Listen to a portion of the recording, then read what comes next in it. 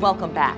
When Sarah Blakely cut off the feet of a pair of control-top pantyhose to make an undergarment that would improve the look of her pants, she gave birth to an idea. Specially made shapewear to help smooth out those slight body imperfections. An idea is one thing, though. Building an idea into a viable business is another thing. That's where Laurie Goldman comes in. Backed by years of experience in retail and brand licensing, she helped Blakely get a leg up on the competition by taking a niche item and growing it into a global brand. Today, she talks with Ed about fashion, family, and discovering the freedom that comes with taking risks in this edition of Executive Profiles. Laurie Ann, thanks for being here. Well, thank you, Ed. I'm glad to be here.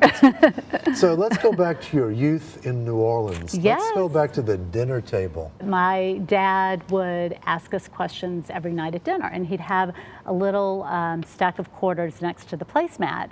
And you know, he would challenge us with, you know, what's the animal with the longest lifespan? I was the oldest of three. I had two younger brothers, and so we would compete for getting the right answers. My childhood was centered around, you know, picking out the perfect shoes for my outfit. So, you know, it was the yellow patent Mary Jane sandals, you know, that had to like match perfectly with everything that I was wearing, which might have foreshadowed my career into fashion retail.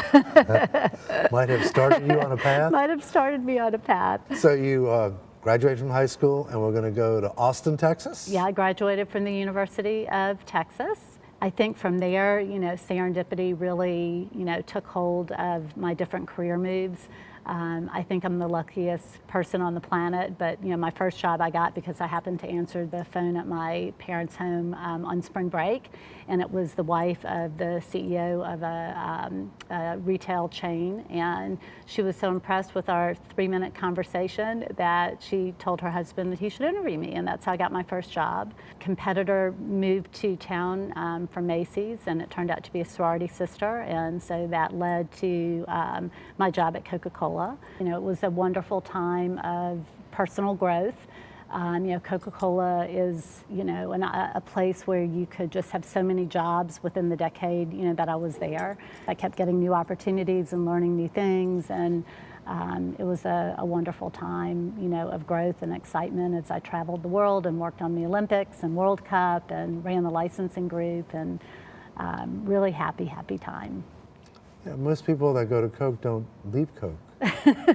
They stay there for many decades. Right. But at the 10th year, what happens? Tell the serendipity story now. I was pregnant with my third son and was on maternity leave, and I was shopping for control top fishnets. And so when I went to Saks to buy them, they were all sold out of my size, and I started talking to the sales manager about supply chain management. The founder of Spanx, boyfriend, came up to me and told me he was the chief operating officer of Spanx. And that led to him calling me on my cell phone and eventually becoming the CEO of the company a few months later. So you go from a giant company to a small business. Mm-hmm. Talk about the early days of what that looked like. I didn't feel so much, you know, different there. I think my leadership style, you know, stayed the same. It was really, you know, about, you know, challenging people to do the very best they can. Was there a breakthrough moment for Spanx?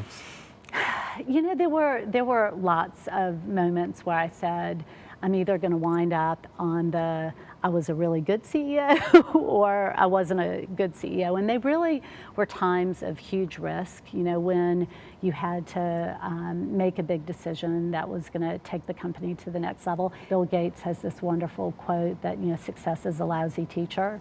And you know, that's really true. But when you analyze the mistakes that you made, you know, that's where the really rich learning, you know, comes from, and you know, the biggest amount of, you know, growth and excitement. Let's go one step deeper. Words of advice for young, especially female entrepreneurs. I think for me, the success was really trusting your gut and making sure that you did the kind of had the necessary discipline you needed to run the business well. It's that beautiful combination of, that entrepreneurial spirit and, believing you can do anything regardless of the odds, mixed with, a healthy dose of, reality and getting it down on paper and, doing it in the right way. And then religion kicks in a couple of years ago. And Yes. you go back to your bat mitzvah. Right. What's that all? How do you do that? How do you put that plate to the list? When I look back, I think that that was really part of, probably some introspection and continuing to find out, who I really am and where I want to go. It really was about going back to my roots and discovering if that was the place that I would be inspired, and I was. And 2 dogs. Yes. Are the dogs boys? We started with a girl dog. It was never my vision that I would have 3 boys. I'm such a girly girl that there would definitely be some Barbie dolls in the house, but it turns out I'm the only doll in the house. And the dog helped, I could put little ribbons in her hair. My last question. Now what? Right. I'm really not attaching to any outcomes. And, the best advice that I'm getting from everyone that I talk to is to take my time. I went from a highly, highly structured, CEO position when my calendar was, scheduled out almost a year ahead of time. And on any given day, I could tell you exactly what I was doing to, basically waking up now and really having the opportunity to do whatever I want. So I've really had to create my own discipline. And one of the things that I did was I set a goal to have 100 interesting conversations with people.